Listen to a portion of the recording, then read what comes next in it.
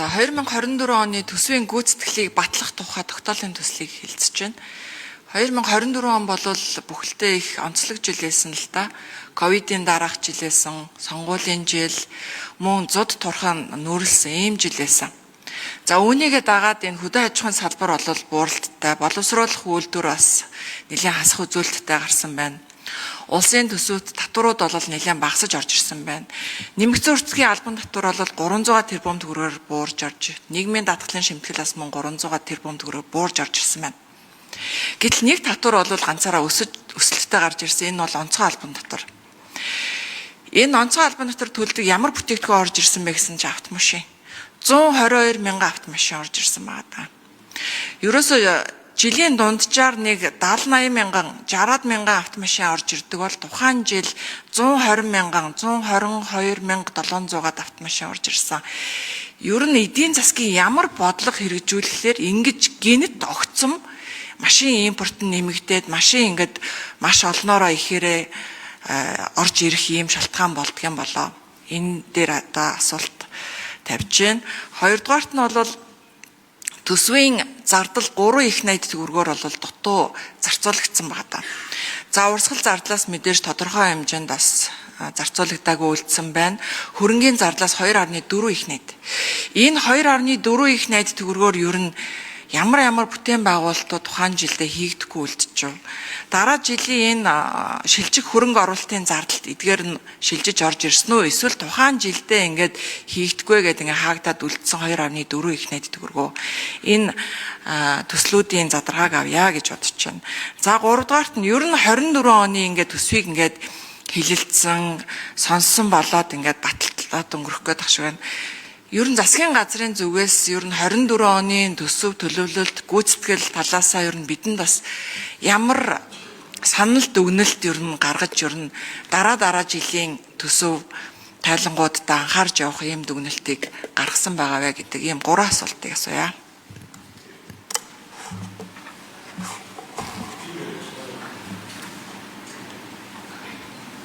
За 4 номерын микрофоноос ажлын хэсэг хариулъя.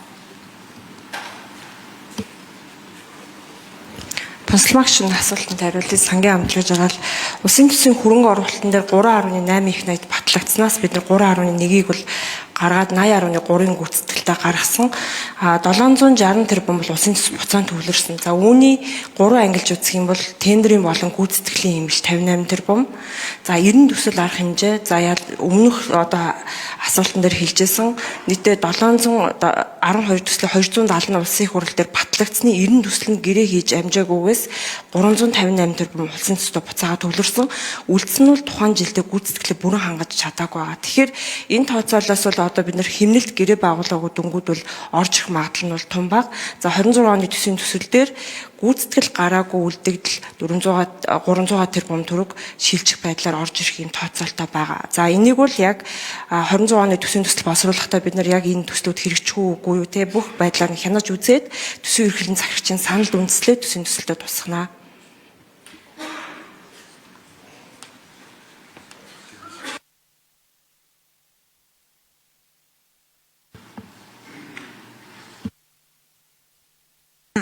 За пансалмагч нэмж тодруулъя.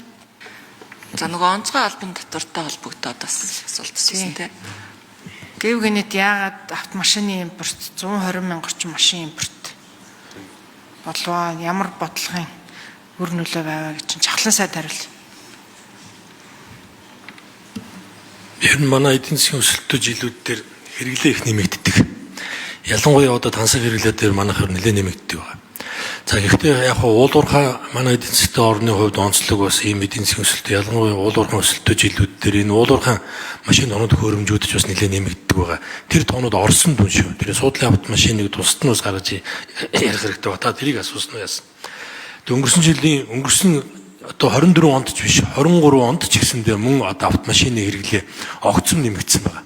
Огцом нэмэгдсэн 24 онд ч мөн адил. За сая ингээд 2025 оны 2 дугаар улиралд авсан арга хэмжээ санхүүгийн зохицол хороо за мөн төв банкнаас авч хэрэгжүүлсэн арга хэмжээний үр дүнд харин энэ автомашины одоо импорт огцом буурсан байгаа. 5 саруудад за цаашдаа ч гэсэн энэ төв банк энэ бодлогоо санхүү зөвлөлт ороожсэн энэ бодлогоо ер нь бариад мөнгөний бодлогын одоо чангарах хатуурах энэ төлөв дотроо бол үргэлжлэнэ гэж ингэж бодож байгаа. Тэр нөө